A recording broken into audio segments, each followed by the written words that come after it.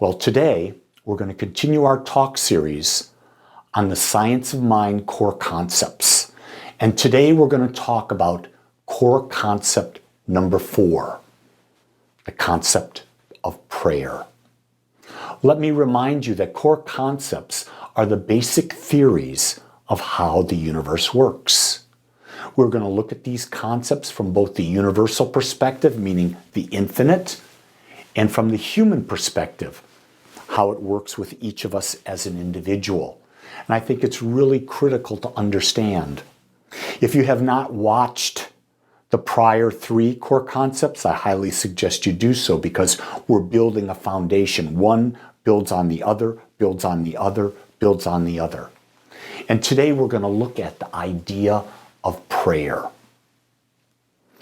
In the infinite nature of God, or in the infinite nature of spirit, anything conceivable is eternally available and ready to flow into human experience. So if we break that down, in the infinite, in the quantum field, everything exists. The seen, the unseen, the unknowable. All possibility exists of anything that can be conceived. And when something is conceived in mind, it is ready to flow into human experience. So, through some cosmic process, this flow of creation is activated and or increased by human belief, faith, and acceptance. The expression of this acceptance is prayer. Prayer is actually the building of a new belief. When you think about the master teacher, Jesus, he said 8 words, I believe, are the key to all of the teachings that he ever taught.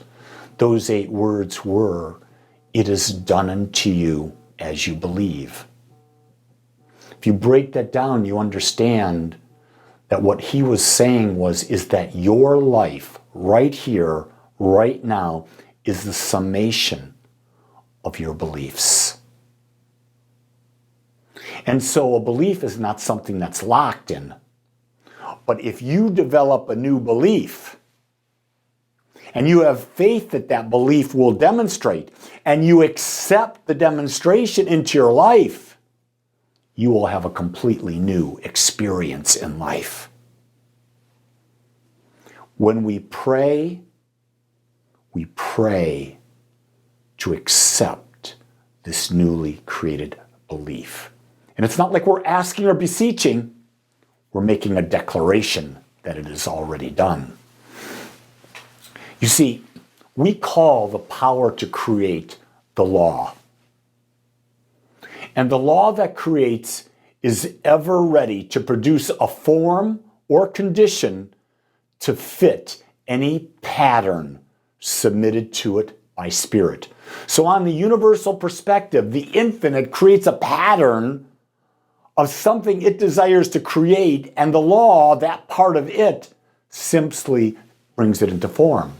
Thus, new forms continually emerge in the divine creative process. Why? Because the infinite is always forever creating more of itself.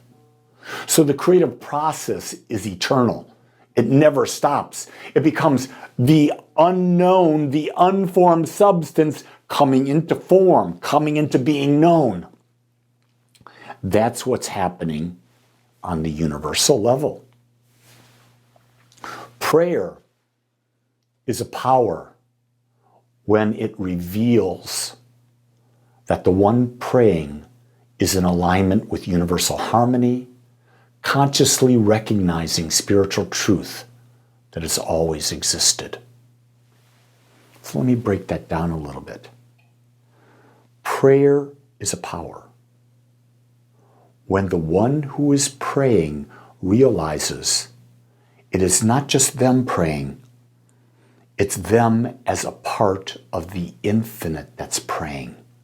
That the very power that is going to create the demonstration of that prayer is the same power that created the universe.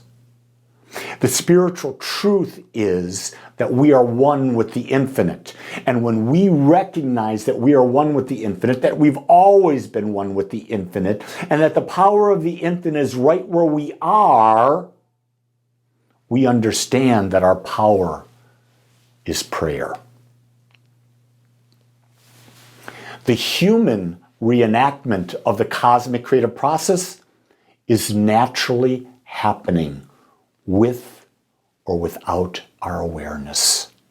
It reminds me of the song by U2, With or Without You.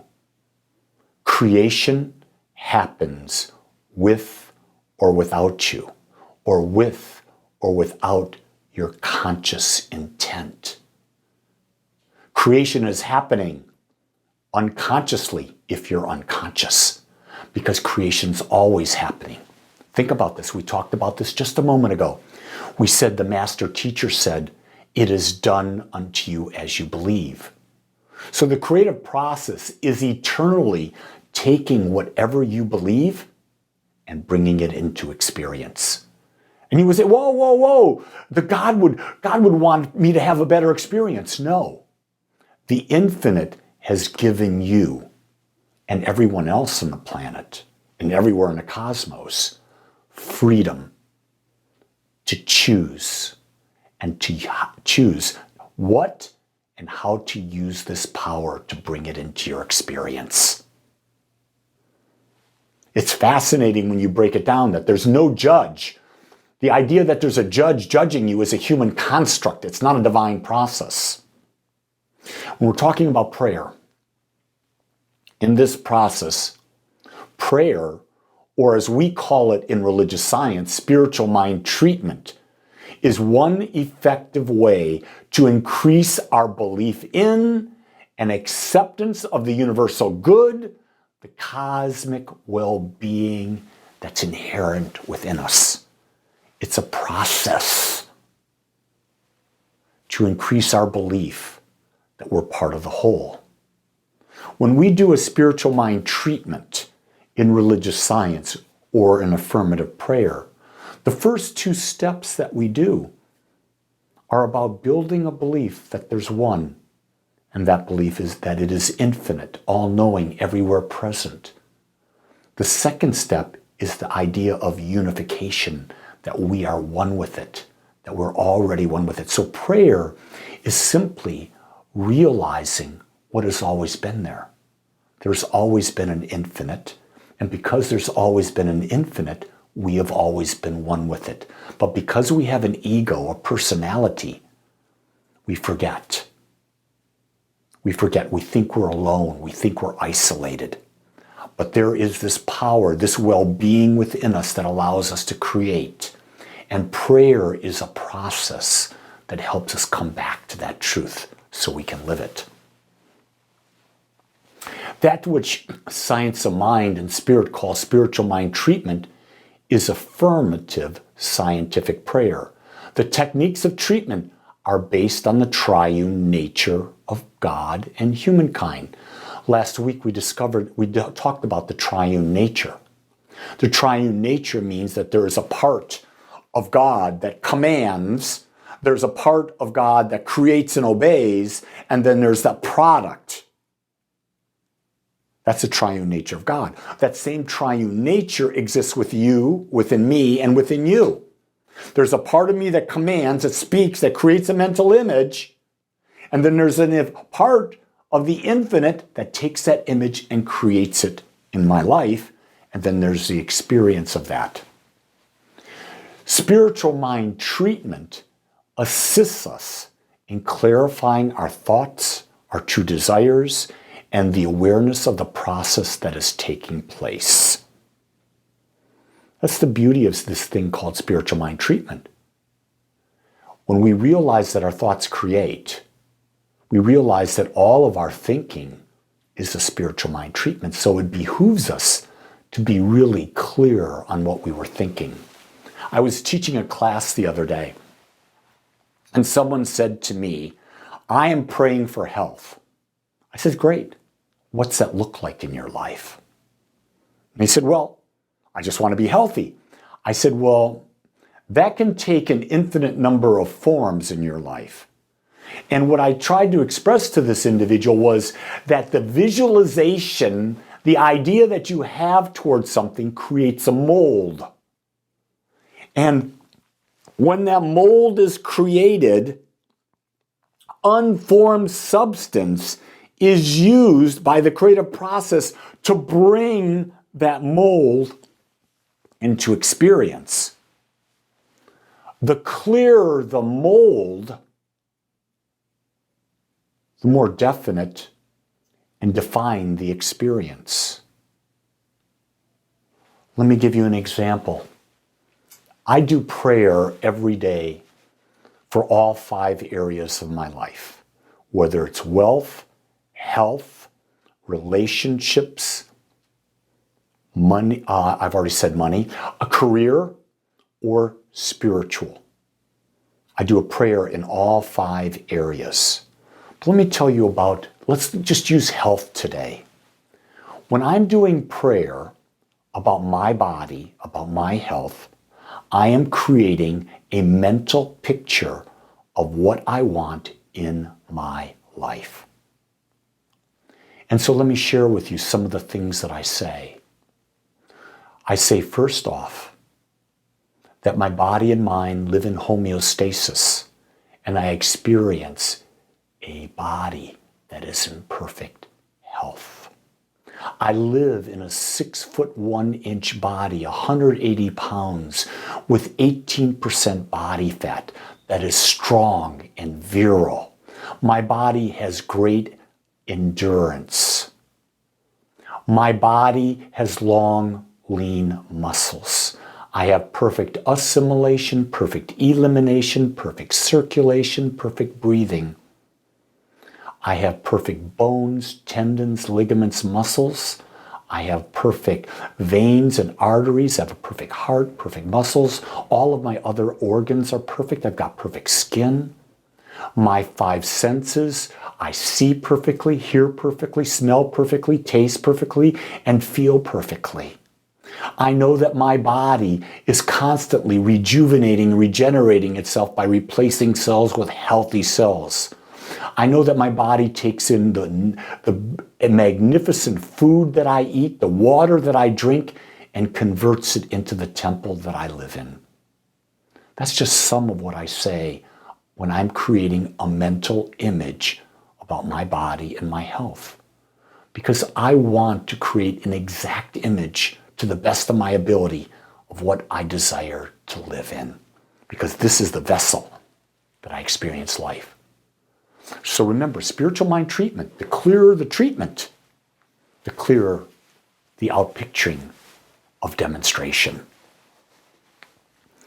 The essential element in any effective treatment, no matter what technique, is the pervading consciousness of the presence and power of spirit and the full acceptance of our inherent well-being and the wholeness of the spiritual being where we are right here, right now. In other words, I accept that I am one with God. And I accept that the power is right here, right now. And I accept that this power and well-being wants the best for me, whatever I am able to declare and what I am able to accept. And this power brings it into my life in this very moment, right where I am.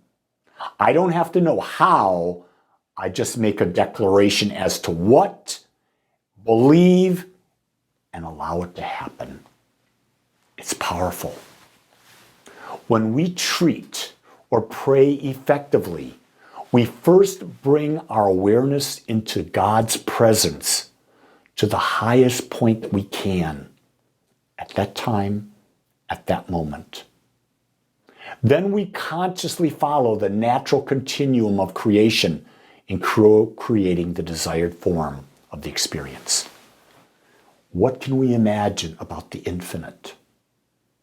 And then what can we imagine about what we want our life to be? And then we must learn to accept it as already done.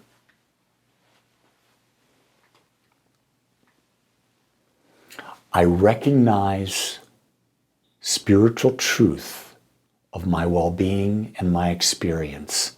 I implant this recognition of spiritual truth in universal law. Then I totally release the word I have spoken to the law with no doubt whatsoever. Expect it to manifest. Do you see? That's the definition of prayer. I recognize spiritual truth of my well-being and my life experience. I recognize the infinite. I recognize I'm one.